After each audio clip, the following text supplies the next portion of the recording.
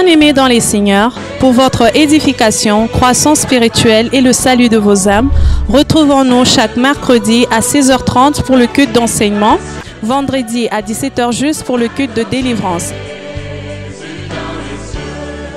Et chaque dimanche de 7h juste à 10h juste pour le premier service et de 10h30 à 13h juste pour le second service. Nous sommes au numéro 30 de l'avenue des Cimetières au quartier Bel-Air dans la commune Kampemba à Lubumbashi.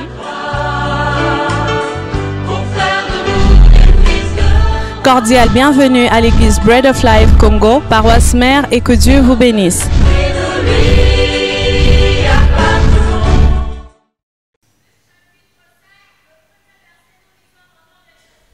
Amen.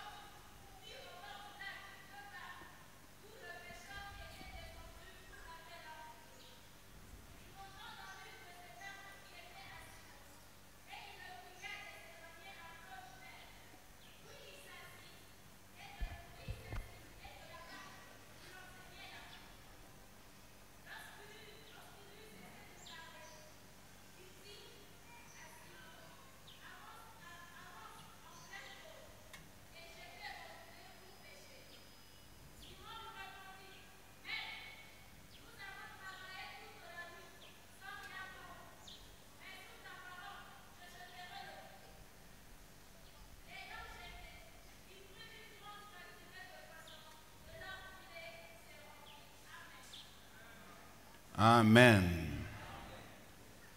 J'ai intitulé le message de ce soir, « Est-ce encore possible ?» Est-ce encore possible? Tu peux mettre les repos. Est-ce encore possible? Oui, nous allons voir ça avec le texte que nous avons lu. Vous savez, avant que je ne puisse aborder le texte, je voudrais faire un petit diagnostic de l'Assemblée chrétienne d'aujourd'hui. Aujourd'hui, nous sommes dans une assemblée dite chrétienne, mais nous constatons qu'il y a beaucoup de personnes, beaucoup de gens qui viennent parfois à l'église par pure habitude. D'autres viennent encore par obligation parce qu'ils ont des responsabilités à l'église. D'autres encore viennent parce qu'ils n'ont nulle part où aller. Et cela crée un sérieux problème dans nos églises aujourd'hui. Et je prie qu'avant la fin de ce message, que le Seigneur puisse permettre à ce que quelqu'un qui était sur le point de renoncer, sur le point d'abandonner, revienne davantage au Seigneur et lui donne tout son cœur, toute son âme et de toute sa force. Le texte que nous avons lu, dans un premier temps, nous présente l'apôtre Pierre, qui autrefois était appelé Simon, qui était dans son métier, qui était de faire la pêche. Ça prête toujours un peu de confusion quand on dit qu'il était pêcheur. C'est comme si c'était quelqu'un qui commettait le péché. C'est comme ça que j'ai évité de parler qu'il était pêcheur. J'ai dit qu'il était en train d'exercer son métier qui était celui de faire la pêche. Pendant qu'il faisait sa pêche, il a, je crois, avoir appris ça de son père, parce qu'il travaillait avec son frère André. Ça devait être une entreprise familiale dans laquelle il s'est trouvé. Et ce n'est pas la première fois qu'il était devant cette situation de pêcher les poissons. Et j'estime même qu'il a vieilli dans ce domaine-là. Parce que vous savez, à l'époque, nous sommes dans l'Antiquité. Il n'y avait pas des entreprises comme nous les avons aujourd'hui. Tout le monde travaillait dans le cadre familial. Comme Jésus aussi, qui était le fils du charpentier, travaillait également comme menuisier dans la maison de son père. Et j'estime aussi que Pierre a hérité cela de son père l'a hérité de son grand-père, et ainsi de suite. Et selon la coutume, les pratiques et les habitudes, il est allé un jour comme un autre pour aller faire la pêche. Et quand il est arrivé là-bas, ces jours-là, j'estime que ce n'était pas la première fois qu'il avait connu un échec. Parce que la pêche, elle peut par moments répondre bien et par d'autres moments, elle peut s'avérer catastrophique. Tout comme dans notre vie, il y a des jours qui nous sourient, des jours où tout nous réussit, mais il y a également des jours où tout ne marche pas. Et c'était comme ça aussi pour Pierre ce jour-là. Rien n'a marché. Toute la nuit, selon que son père lui avait appris, lui aussi qu'il avait appris de son grand-père qu'il avait appris de son arrière-grand-père, que c'est seulement pendant la nuit qu'il faut attraper les bons poissons. Et cependant, il arrive le matin, il commence à laver le filet avec désespoir. Il lave le filet en se disant, que va-t-il se passer aujourd'hui à la maison? Ce jour-là, la pêche n'a pas payé. La pêche n'a pas été bonne pour lui. Je voudrais dire à quelqu'un, aujourd'hui, j'ai un message que j'ai intitulé « Est-ce encore possible ?» Parce que je voudrais les cadrer dans 3 points avant de pouvoir conclure ce message et de prier pour quelqu'un ce soir. Les 3 points que je vais développer aujourd'hui, c'est que je les ai intitulés comme suit. Le tout premier, je l'ai appelé le paradoxe du croyant. Le paradoxe du croyant. Et le deuxième point, je l'ai intitulé les secours de l'incrédulité. Le secours de l'incrédulité. Et le dernier point, je l'ai intitulé le miraculeux dans l'atmosphère. Le miraculeux dans l'atmosphère. Je commence avec le premier point. Dans ce premier point, je l'ai intitulé le paradoxe du croyant. De nos jours, il y a des gens qui disent qu'ils croient. Ils croient en Dieu, ils croient dans sa parole, ils croient dans ses promesses, ils croient dans ses déclarations, dans les prophéties, dans la prédication. Mais il se pose un problème. Les mêmes gens qui croient en Dieu, ce sont les mêmes qui doutent de Dieu. C'est pour cela que j'ai appelé ça le paradoxe chrétien ou le paradoxe du croyant. Nous croyons en Dieu, en même temps nous doutons de lui. Il suffit de voir un homme que Dieu bénit parmi nous et de manière exponentielle pour que tout de suite certains parmi nous puissent traduire cela comme étant c'est de la sorcellerie. Moi-même un jour, je me répands, j'étais parti à une conférence à Lusaka dans notre église de Bread of Life. Quand je suis arrivé à l'entrée, ils étaient en train de construire, je savais qu'ils construisaient, mais jamais je n'ai eu l'occasion de passer par là pour voir ce qu'ils construisaient.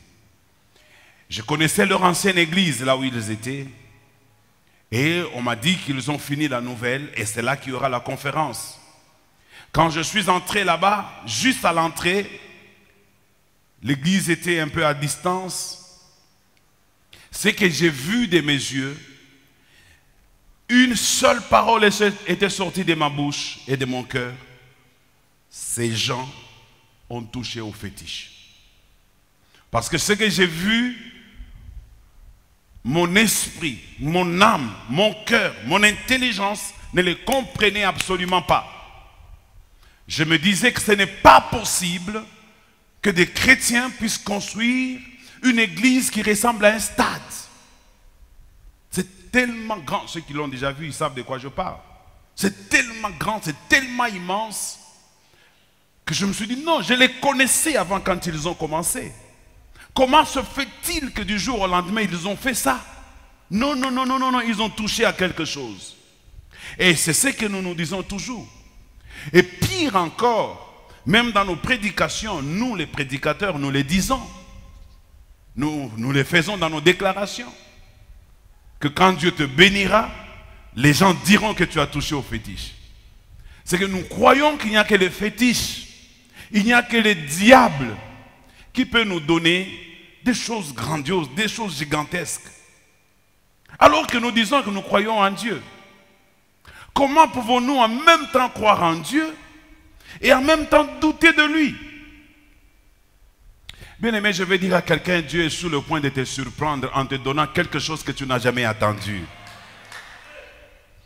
Dieu n'est pas un Dieu tel que toi tu l'imagines. Je voudrais aujourd'hui balayer dans l'esprit de cette église. Dieu n'est pas tel que nous l'imaginons. Il a des capacités insoupçonnées. Et l'homme ne connaît pas Dieu. C'est comme un père qui marche avec un fils et son fils ne le connaît pas. Et moi je dis toujours, ne pas connaître Dieu est pour moi une sorte de manque de respect pour Dieu. Et la plupart des chrétiens, nous sommes tombés là-dedans. Nous manquons du respect à Dieu parce que nous lui attribuons que des petites choses. Nous pensons que Dieu ne peut que donner à quelqu'un le foufou. Nous pensons que Dieu ne peut que donner à quelqu'un un pantalon qu'il a acheté dans les friperies. Là, nous croyons que Dieu peut faire. Nous, quand on venait à la foi, il y avait un pasteur qui avait acheté une Mercedes. C'est le tout premier pasteur ici à Lubumbashi qui a acheté une Mercedes. J'ai entendu des autres pasteurs de la même ville de Lubumbashi organiser des séminaires pour combattre le pasteur qui a acheté la Mercedes. J'ai vécu ça. Quelques-uns peut-être aussi l'ont vécu. Tout un séminaire parce qu'un pasteur a acheté une Mercedes. C'est quoi une Mercedes devant Dieu? C'est quoi une Mercedes? Même un avion, c'est quoi devant Dieu? Ah, voilà ce que nous sommes, nous, l'Église. Il suffit que nous apprenions ce genre de choses. Nous commençons à dire, non, non, il faut bien regarder. Est-ce qu'ils n'ont pas touché? Notre Église en est un témoignage. À vous, je ne dirai même pas beaucoup de choses parce que vous savez. Combien on nous a traités, nous? Qu'est-ce que nous avons fait pour qu'on nous traite de la sorte? Il y a des gens jusqu'à aujourd'hui qui croient que nous avons des fétiches. Qu'est-ce qu'il y a de fétiches dans ce que nous faisons avec Dieu? C'est que même des amis pasteurs ne croient pas. Un jour, j'ai reçu, il y avait un deuil d'un pasteur qui est décédé tout récemment. Ils sont venus me voir au bureau dans une délégation d'une dizaine de pasteurs. Je les ai accueillis. Ils m'ont posé les problèmes. J'avais un peu d'argent. En fait, ils cherchaient une contribution. J'ai donné ma contribution. La contribution que j'avais donnée à ces deux-là était de $200. Suivez-moi bien. Écoutez la première réaction des pasteurs. C'est un deuil qui concerne toute l'église de Lubumbashi. Ils ont été dans beaucoup d'endroits. Mais le fait que moi je leur donne $200, ils disent que depuis qu'ils ont commencé, ça fait 3 jours, personne n'a donné un tel montant.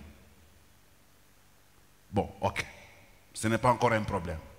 Deuxième problème, ils pensent que nous, cette église que nous construisons, soit nous sommes financés par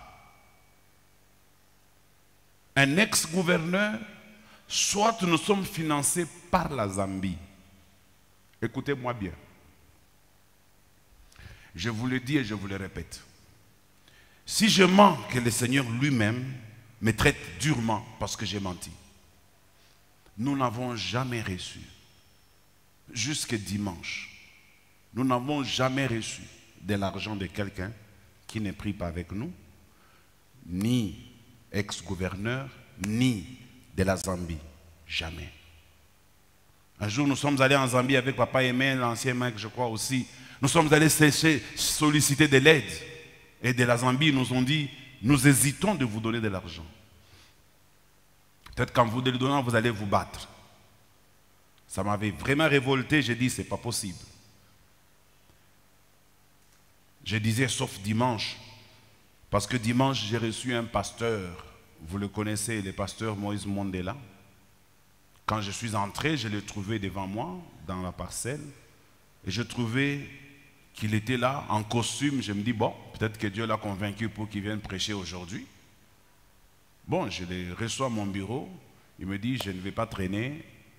Je suis venu, Dieu m'a convaincu. Comme vous êtes en plein chantier, je vous donne une enveloppe. Et quand j'ouvre l'enveloppe, il y a 300 $. Je bénis le Seigneur, j'ai pris l'enveloppe, j'ai donné aux finances. Et lui au moins a donné 300 $. Et je vous ai promis, chaque fois que quelqu'un donnera l'argent, on vous le dira. Mais jusqu'ici, l'œuvre que nous faisons avec Dieu, nous le faisons de nos propres mains, de vos propres mains, de vos ressources à vous. C'est une façon d'être fier d'avoir servi Dieu et d'avoir fait des choses pour Dieu qui poussent l'admiration des autres et même leur étonnement. Acclamez pour vous-même.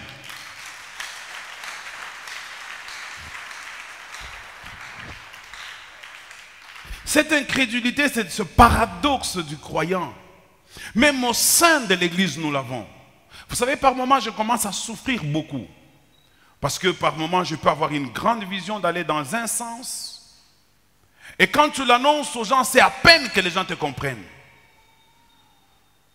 Les gens ne te comprennent pas. Pourquoi? Parce qu'ils sont devenus des incrédules.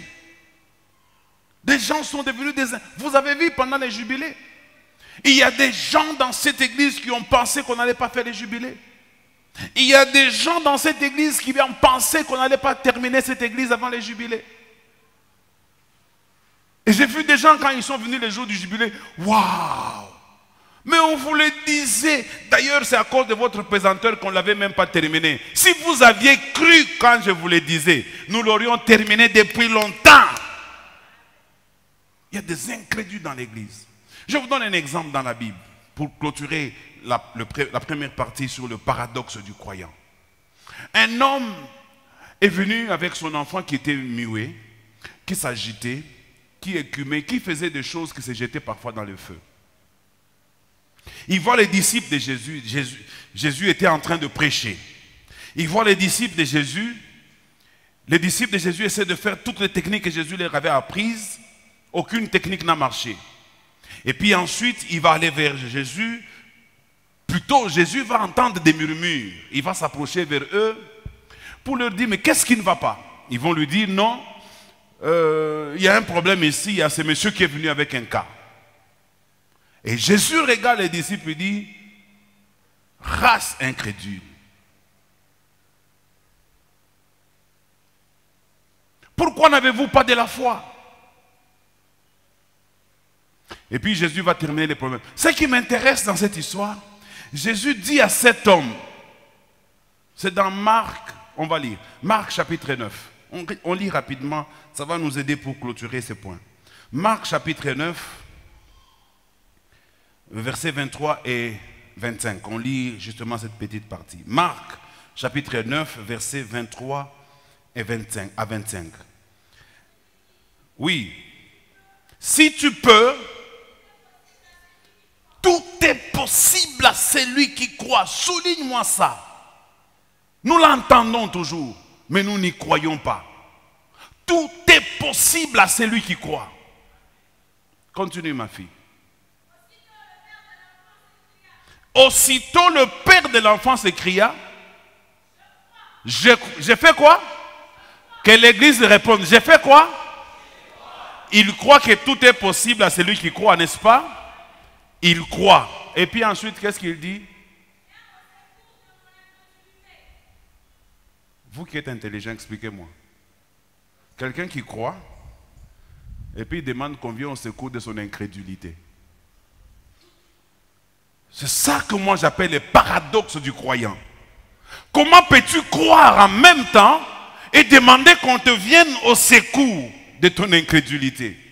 Or, l'incrédulité annule la foi. L'incrédulité détruit ce que tu crois. Et ça, c'est l'attitude de tout le monde dans l'église. Il suffit qu'un jour, tu viennes ici à l'église, tu me trouves assis ici, seul. Tu vas fuir. Tu vas t'imaginer quoi? Il est en train de faire des incantations. Voilà ce que nous sommes devenus l'église d'aujourd'hui.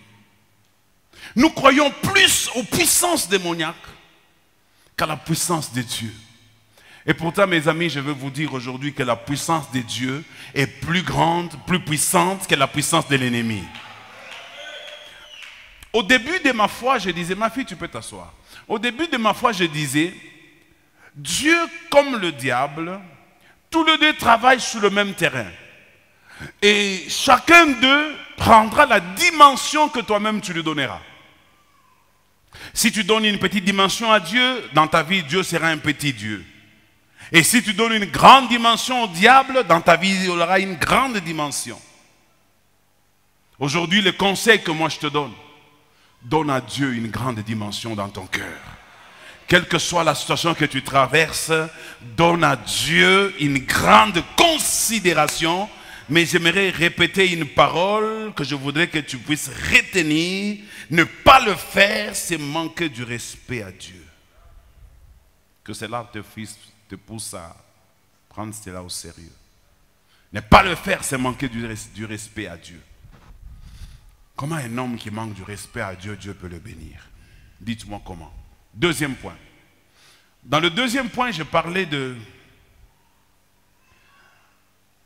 le secours de l'incrédulité. Parce que vous êtes tombé dans cette histoire-là.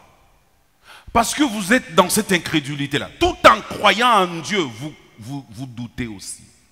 Les gens croient que Dieu est puissant, Dieu est fort. Mais ils ne sont pas en mesure de jouir de ce qui fait la puissance et la force de Dieu. Nous croyons que Dieu est capable de tout.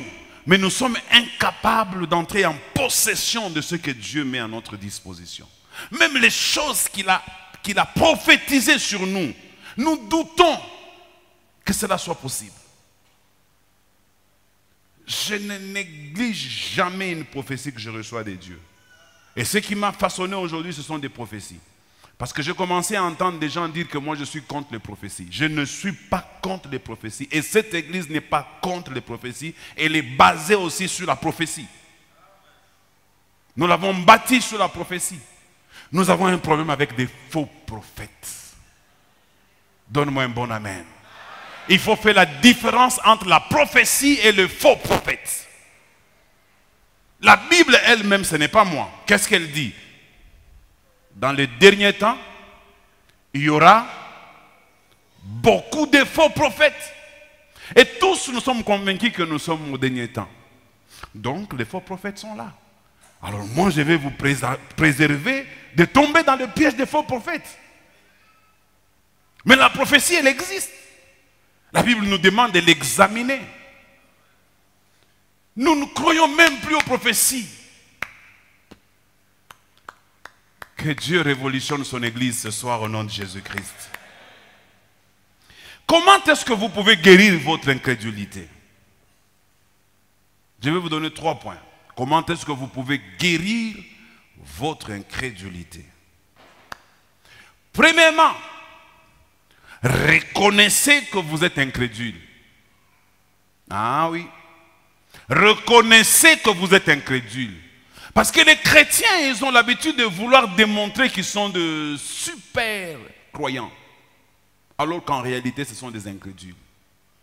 Regardez Pierre, un grand homme qui a marché avec Jésus. Jésus lui a dit, je ferai de toi pécheur d'hommes. C'est une prophétie.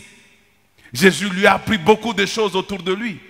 Un jour, ils sont allés, Jésus continue à prêcher. Et quand Jésus les rejoint, Pierre voit quelqu'un qui vient certainement avec un habit blanc dans le noir. Quelle est la conclusion? Fantôme. Donc le fantôme, lui, peut marcher sur l'eau et Dieu est incapable de marcher sur l'eau. Où sommes-nous, mes amis? Sommes-nous réellement l'église de Dieu ou le diable a déjà pris contrôle de son église? Jésus vient et il dit, fantôme, fantôme, fantôme. Et quand Jésus dit, non, c'est moi. Ils reconnaissent la voix de Jésus, mais ils sont toujours incrédules. Parce que Pierre dit, si c'est toi. Qui connaît que si c'est un doute?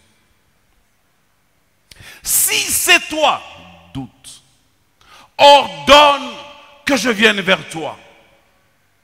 C'est que dans ce qu'il dit, il y a le doute mélangé à la foi. Mes amis, dites-moi, quand le doute se mélange à la foi, ça donne quoi? C'est dangereux ce que ça va donner, hein? Et c'est ce qui nous arrive à nous tous aujourd'hui. Nous avons la foi qui est mélangée au doute. C'est comme ça que nous commençons certaines choses et puis à la fin nous les abandonnons. Ou nous avons cru dans cette chose et puis à la fin nous n'avons pas réussi à atteindre l'objectif que nous poursuivions. Nous avons commencé quelque chose avec enthousiasme au début et puis à un moment donné nous avons commencé à reculer parce que nous avons mélangé la foi et le doute. Reconnais que tu es un incrédule. Reconnais que tu es un incrédule. Moi, je vous ai reconnu mon incrédulité. Quand je suis arrivé à Lusaka, j'ai été incrédule. Je suis allé voir le bishop, je lui ai dit, mais bishop, quand j'ai vu ce que vous avez fait, voilà ce que moi j'ai dit. Il a rigolé, il m'a dit, même le gouvernement zambien nous crée des sérieux problèmes parce que le gouvernement zambien nous a convoqués pour vérifier où est-ce qu'on a eu l'argent. Ah, je lui ai dit donc, bishop, je ne suis pas le seul. Mais au moins j'ai reconnu mon incrédulité. Reconnais ton incrédulité. Dieu ne va pas te tuer. Cet homme, dans Marc 9, 23, a reconnu son incrédulité et Dieu ne l'a pas tué. Bien au contraire, Dieu l'a exaucé. Donc le fait de reconnaître ton incrédulité permet à Dieu de savoir que mon fils est en difficulté. Aujourd'hui, je veux que tu pries en disant, Seigneur, je suis incrédule. Regarde, Jésus dit à ses disciples, allons de l'autre bord, passons de l'autre bord. Quand Dieu dit allons de l'autre bord ou passons de l'autre bord, entre Dieu et la tempête, qu'est-ce qui est plus important, mes amis? Dieu dit traversons, ce qu'il a déjà terminé, ce qu'il dit. Il entre dans la barque et il y a subitement là une petite tempête. Jésus dort à la poupe. Il commence à s'agiter. Nous périssons. Nous périssons. Et puis ils vont le réveiller. Maître, nous périssons. Quelle est la parole qu'il a dit quand il s'est réveillé? Incrédule. Homme de peu de foi. Et puis, il ordonne à la mer, à la tempête de se calmer. Écoutez leur réaction. Celui qui dit ça, c'est le Pierre là qui avait dit, tu es le Christ, le Fils de Dieu Tout-Puissant. Jésus a dit, heureux Simon, fils de Jonas. C'est celui-là qui dit, qui est donc celui-ci à qui obéissent même le vent et la mer? La foi mélangée à l'incrédulité. L'Église souffre de cette maladie. Reconnaissons cela, nous allons prier pour demander pardon. Nous allons prier pour demander pardon. La Bible dit, sans la foi, il est impossible. J'ai dit quoi? Voilà là où se trouve votre vie, dans l'impossibilité. Et vous commencez à dire, bon, je ne sais pas ce que je dois encore faire. J'ai été dans toutes les prières. Pire encore, les gens viennent même à la prière avec des doutes. Tu viens à la prière, mais tu doutes. Mon frère. Est-ce que tu peux changer aujourd'hui quelque chose? Rapidement, je donne l'exemple de cet enfant. Un jour, il y avait croisade dans une ville. Ça faisait longtemps que la pluie n'était plus tombée. Vous savez, quand la pluie ne tombe pas, c'est la famine qui s'annonce. Alors tous les habitants de la ville, les pasteurs, les hommes de Dieu se sont réunis. Ils ont organisé une croisade dans laquelle ils devaient prier pour que la pluie tombe. Premier jour, ils sont allés. Deuxième jour, ils sont allés. Mais il y avait un petit enfant qui partait là-bas aussi avec son père et sa mère. Quand ils allaient, lui prenaient son parapluie. Et papa et maman lui arrachaient les parapluies pour dire, mais c'est encombrant. Tu vas perdre ça, laisse ça là-bas. Mais l'enfant leur a dit, mais nous allons prier pour que la pluie tombe. C'est comme ça que Jésus dit, si vous avez de la foi comme l'un de ces plus petits enfants, ce que vous ordonnerez s'accomplira. Ayez de la foi comme ces petits enfants. Et le troisième jour, la pluie est tombée. Et l'enfant a sauvé ses parents avec son parapluie. Nous avons besoin de gens comme ça à l'église. Quand on annonce que cette année c'est une année de repos, il prend toutes les dispositions parce que c'est une année de repos. Et quand Dieu a dit que c'est une année de repos, c'est une année de repos. Il faut prendre conscience. Qu'est-ce qu'il faut encore faire pour être guéri de cette maladie de l'incrédulité? Il faut demander à Dieu, comme cet homme l'a fait, de nous venir en aide à notre incrédulité. Il n'y a que Dieu qui peut vaincre l'incrédulité dans la vie d'un homme. Il n'y a que lui. Écoutez, nous savons tous, c'est même devenu une chanson dans nos églises, la foi vient de ce que l'on entend. Et ce que l'on entend vient de quoi? Non, non. De quoi? Ce n'est pas de la parole. C'est comme ça que vous échouez. Ce qu'on entend vient de quoi? De la parole de Dieu. C'est toujours différent. Hein? De la parole et de la parole de Dieu, c'est différent. Ça veut dire qu'il n'y a que Dieu qui est le maître de sa parole, qui peut te donner une bonne parole, qui peut t'aider à changer toute ta vie. Dieu peut guérir une incrédulité. Je dis Dieu peut guérir une incrédulité. Regardez Pierre, monsieur l'incrédule. Dieu a guéri son incrédulité. Thomas a fait une prière. Si je ne vois ses mains, si je n'introduis mon doigt dans le côté où on lui a lancé la lance, je ne croirai pas. C'est une prière. Il demande à Jésus de lui venir à son incrédulité. Jésus lui apparaît et dit, Thomas, viens. Avance ici ton doigt. Introduis-le dans le côté. Crois maintenant. Dieu fera des choses pour toi si tu commences à lui demander cette prière qui vont pousser à ce que ton incrédulité soit brisée. Il va te passer par des moments parfois compliqués, mais c'est une façon pour lui de t'enseigner à augmenter encore ta foi. Vous savez, la foi augmente quand Dieu donne des réponses à nos prières. La foi augmente quand nous voyons les choses commencer à changer dans notre vie. J'ai dit la foi de quelqu'un va augmenter parce que Dieu va faire quelque chose qui va tout bouleverser. Troisième point, dans mon deuxième point. Comment est-ce que je peux changer mon incrédulité? Il faut que j'accepte, s'il vous plaît, qu'il y ait des bouleversements dans mes pensées. Quelqu'un peut dire bouleversement. Qu'est-ce qui est à la base de notre incrédulité? C'est notre raisonnement, c'est notre pensée, c'est notre conception, c'est notre coutume, c'est notre culture. Ces choses ont été aussi à la base de l'incrédulité de Pierre. Ces choses étaient à la base également de ce père, de cet enfant qui souffrait, qui était muet. Lui aussi était victime de ses pensées, de ses coutumes, de ses cultures, comme vous et moi aujourd'hui. Notre culture, nous devons la combattre. Nos coutumes, nous devons les combattre. Ciao. Il y a une sœur dans cette église pour laquelle j'ai prié. J'ai fait des déclarations dans sa vie. Mais cette sœur-là, quand je la regarde, j'ai comme l'impression qu'elle croit à ce que dit sa coutume par rapport à ce que moi j'ai fait dans sa vie comme prière et déclaration. Parce qu'elle n'a pas subi la transformation voulue. Elle n'a pas reçu la grâce, le salut et la délivrance. Changeons notre façon de croire, notre façon de penser.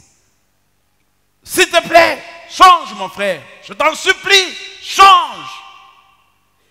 Fais de ceci, de ce message de ce soir, comme une interpellation de la part de Dieu. Comment tu vas y arriver? Commence par balayer tout ce que tu as appris à l'école. Tout ce que tu as appris de ton père et de ta mère. Il y a des gens qui sont accrochés aux paroles de son père et aux paroles de sa mère. Mon père m'avait dit, ma mère m'avait dit.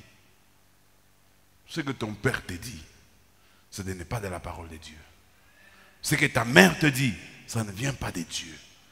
D'ailleurs, il n'y a nulle part dans la Bible où on dit plutôt que nos parents sont des dieux de la terre. Ça n'existe pas. C'est ça la coutume. C'est ça la culture. Bazazi njoba Mungu bapaduni. Qui t'a dit ça? Hé, qui t'a dit ça? La Bible dit honore ton père et ta mère afin que tu vives longtemps sur la terre. Point barre. Quand je t'honore, tu deviens Dieu. Tu n'es pas Dieu. Si ce que tu dis n'est pas dans la parole de Dieu, je bafoue ça. Il y a des choses qu'on t'a dit aujourd'hui, il faut que tu bafoues ça. Il y a des choses qui sont en train de te guider aujourd'hui dans ta vie, il faut que tu bafoues ça. Je connais une jeune fille dans cette église. À l'époque, l'église était encore trop jeune. Elle était aussi jeune. Il y avait beaucoup de jeunes. On voulait la marier par quelqu'un de l'église. Quelqu'un de bon, qui avait un peu de cantucubiance. Et cette fille a refusé cet homme. Vous savez pourquoi? Parce qu'il n'était pas de sa tribu. Et jusqu'aujourd'hui, elle est en train de trimer. Elle n'a pas d'enfant. Ça, sa tribu a qu'on a fait. Non, non, naché, quoi luntu. À toi que quoi kalonji. Dis, efface ça de ta vie au nom de Jésus-Christ. Dieu n'est pas lié par ces petites choses-là. Il peut te donner une femme dans la tribu ennemie, dans la tribu adverse, pour faire éclater sa gloire. Et toi, tu as empêché la gloire de Dieu d'éclater. Change tout ça. Est-ce que quelqu'un peut dire change tout ça? Dis maintenant à ton voisin, mon frère, change. Mon dernier point.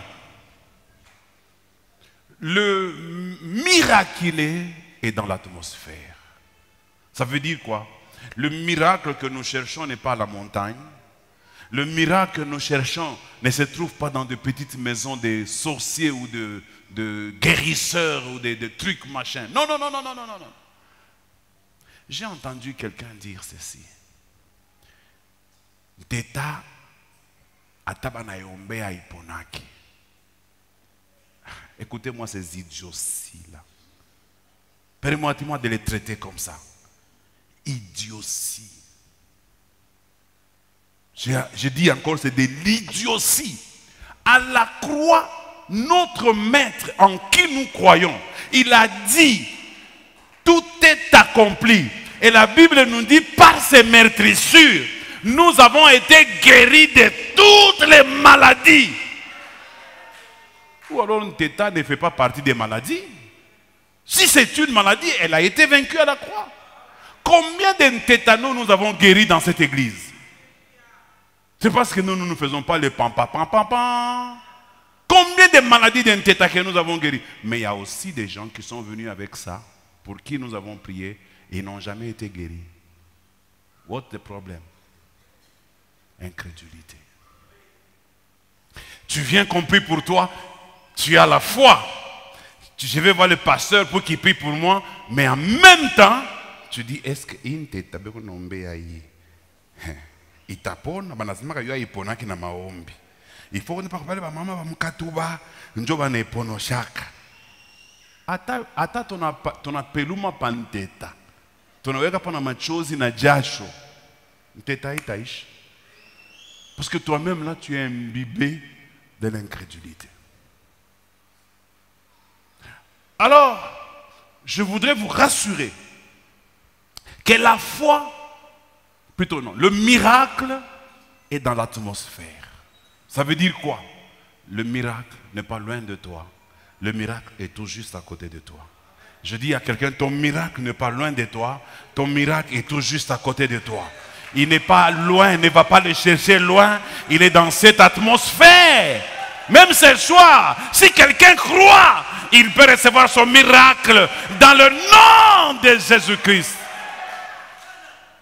Écoutez, quand je lis les textes de Pierre, il a fait la pêche. Après, il commence à nettoyer les filets. Il y a beaucoup de gens ici qui sont dans la phase où ils ont fait tout ce qui était possible. Ils ont échoué. Ils sont en train de nettoyer les filets. C'est un aveu d'échec. C'est un renoncement, un abandon. Pierre avait abandonné. Ce jour-là, c'était fini pour lui. Il y a des gens ici qui sont aussi en train de nettoyer leurs filets. J'ai jeté le filet plusieurs fois. J'ai jeté le filet plusieurs fois. Rien ne s'est passé. Je lave les filets. Comme cet homme qui était à la piscine de Bethsaïda. Il dit, il n'a personne pour le jeter dans l'eau. Il est là. Il croit que l'eau de Bethsaïda peut le guérir. Mais Jésus vient et lui dit, veux-tu être guéri? Il répond à Jésus, je n'ai personne. Qui t'a dit que tu n'as personne? Qui t'a dit que tu n'as personne? Nous avons toujours quelqu'un qui sait intervenir au moment opportun. Dans la vie de Pierre, il est intervenu juste au bon moment. Quand Pierre était en train de désarmer. Il est venu dans la vie de cet homme de 38 ans, juste au bon moment. Quelqu'un a dit dans une prédication que si Jésus n'était pas venu, l'homme de 38 ans allait atteindre 49 ans. Non. C'est cette année-là, s'il n'était pas guéri, il est rentré chez lui à la maison. Dieu regardera quand ta foi commence à tomber. C'est à ce moment-là qu'il interviendra. Il y a quelqu'un ici, il est au bout du rouleau. Il est sur le point de relâcher. C'est en ce moment que le Seigneur va intervenir dans ta vie pour te dire, là où l'homme s'arrête, c'est là que Dieu commence. Là où l'homme est fatigué. C'est pourquoi il dit, venez à moi vous tous qui êtes fatigués. Et moi je vous donnerai du repos. Là où tu te sens abandonné, perdu dans la nature, il y a quelqu'un. Je dis, il y a quelqu'un. Il y a quelqu'un. Il y a quelqu'un qui a dit à Pierre, c'est encore possible. Moi aussi, je dis à quelqu'un, c'est encore possible. C'est encore possible. Tu as tenté plusieurs fois, tu as échoué. Mais je te dis, c'est encore possible. C'est encore possible. Je vais demander à ce que nous puissions prier, mais en attendant, écoutez ça. Quand je lis la Bible, on dit que Jésus avait utilisé la barque de Pierre pour prêcher. N'est-ce pas? Mais on n'a pas écrit que c'était quoi la prédication en question. Toi, tu la connais? Qui connaît cette prédication? Jésus a utilisé la barque de Pierre pour prêcher, mais on ne nous dit pas c'était quel était le message qu'il avait prêché. Moi, j'ai compris ceci. Jésus était un homme, quand il prêche une chose, à la fin, il entre en pratique. C'est que ce jour-là, il parlait de ces choses. Il parlait d'Israël. Vous êtes devenus incrédules. Vous ne croyez plus en Dieu. Vous croyez dans vos traditions. Vous croyez dans vos coutumes. Vous avez diminué la puissance de Dieu dans votre vie. Dieu est capable d'agir. Pierre écoutait aussi ces messages. Et quand Jésus a dit à Pierre, avance à l'eau profonde, il a dit, sur ta parole, je jetterai le filet. Et il a jeté le filet. Ce jour-là, il a eu beaucoup de poissons. Je dis à quelqu'un, tu peux jeter aussi ton filet aujourd'hui. Acclame le Seigneur et tiens-toi debout.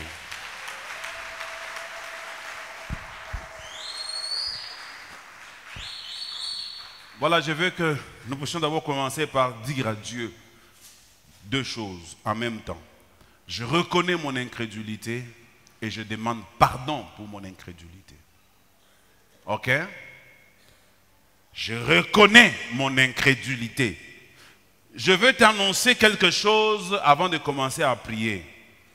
Parce que la Bible nous interdit de jurer. Mais je te jure, cette chose-là, je vais te dire maintenant, c'est vrai. Il y a beaucoup de choses que tu as manquées. Il y a beaucoup de rendez-vous avec Dieu que tu as manqué à cause de ton incrédulité. Tu ne serais pas ce que tu es aujourd'hui si tu n'avais pas cette incrédulité. Et le diable connaît cette maladie. S'il veut me détruire moi, il va seulement créer en moi l'incrédulité. Il peut s'en aller.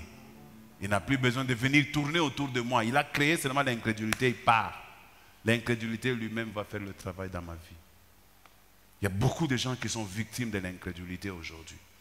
Dis Seigneur, je te demande pardon. Et je reconnais mon incrédulité. Prions le Seigneur.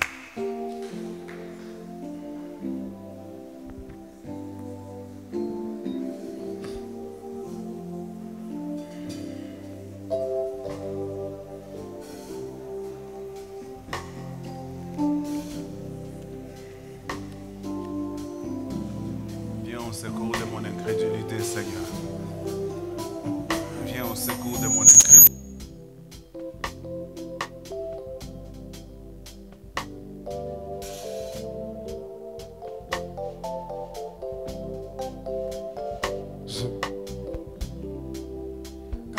Kanisanga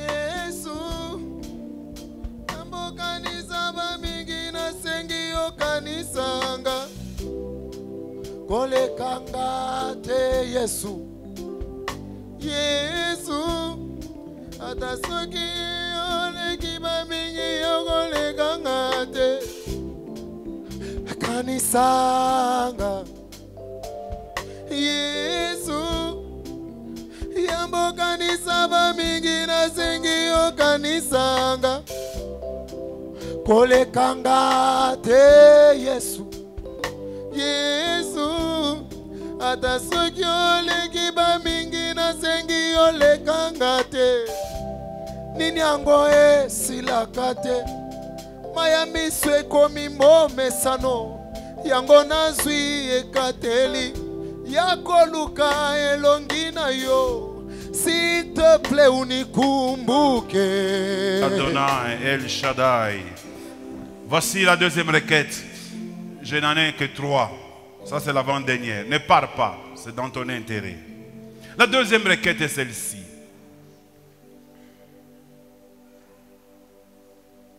Je voudrais que quelqu'un dise à Dieu: éloigne de moi des personnes, des biens. Quand je dis des biens, ce sont des choses. Des personnes, des biens ou des choses. Ou des milieux où ma foi est mise à l'épreuve.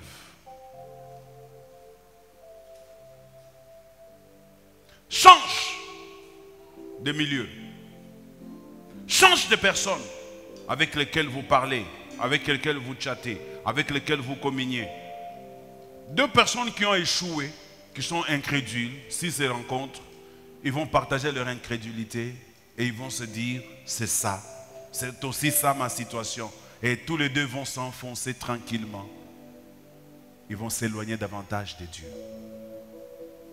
Et si tu reconnais une telle personne autour de toi, aujourd'hui tu prends une décision. Je te quitte. Je connais un homme qui était en train de draguer une fille. Et pour avoir la confiance de cette fille, il a dit: même tel, lui aussi a commis la même chose. Donc nous aussi, nous pouvons. Éloigne-toi de ce genre de personnes. Ils sont en train de t'amener tout droit vers le cimetière. Ce sont des corbillards. Ou même des choses que tu possèdes, que tu connais toi-même, que tu les as mal acquises. Un bien mal acquis ne profite jamais. Ça te détruit. Ça te retient. Ça te rappelle. Débarrasse-toi de ça. Je vais plus loin. certaines prédications, même certains messages que tu as l'habitude d'écouter, zap! Il y a des chansons qui ne motivent pas la foi, mais qui te poussent à te complaire dans ton incrédulité, dans ton échec. Non! Sélectionne! Je vous dis toujours, nous ne pouvons pas empêcher aux oiseaux de voler dans le ciel, mais néanmoins nous pouvons les empêcher de se poser sur nos têtes. Aujourd'hui tu vas dire non. Je dis non. Avec qui tu t'appelles au téléphone quand tu es dépassé? Qui est celui qui te console? De quelle manière il te console? C'est un frère de l'église, mais avec lui vous allez dans les choses qui ne sont pas permises aux chrétiens. Sépare-toi de ces personnes-là. Ils ne vont pas te permettre de revenir. Ils vont t'enfoncer doucement jusqu'à ce que tu vas périr. Prie le Seigneur avec moi et éloigne-toi de toutes ces choses-là au nom de Jésus-Christ.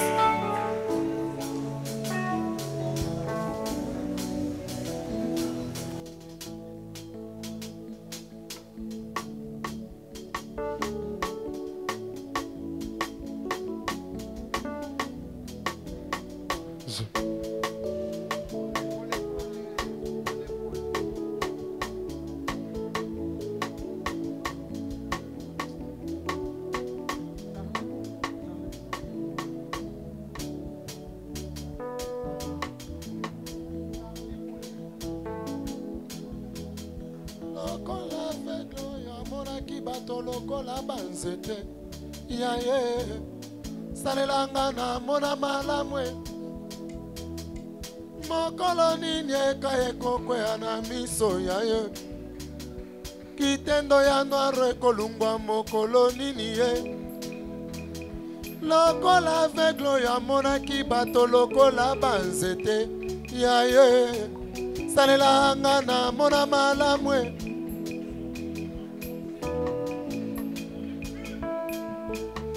salelanga bikamwe ye salelanga bikamwe salelanga bikamwe yeso yo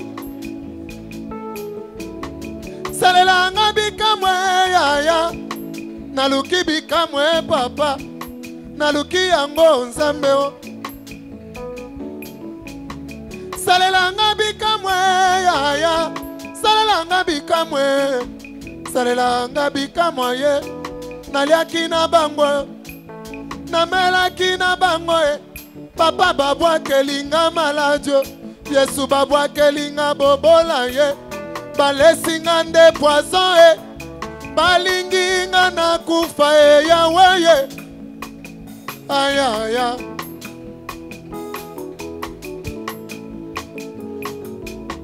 salelanga bikamwe yaya salelanga bikamwe salelanga bikamwe yeso yo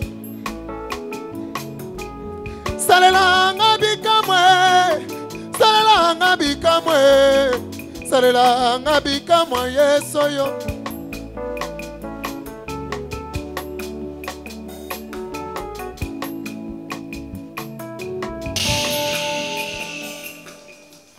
Ma dernière requête, je voudrais que tu la pries fortement.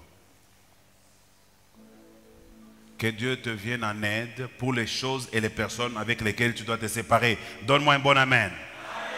Que Dieu te vienne en aide pour te détacher, pour te séparer, pour t'éloigner, pour te mettre à l'écart des choses qui sont en train de t'enfoncer au nom de Jésus-Christ. Voici la dernière requête.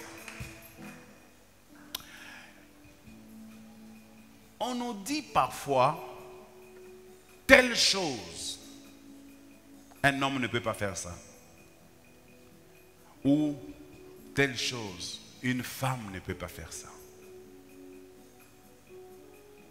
On a grandi avec ça. Et du coup, tu t'es limité.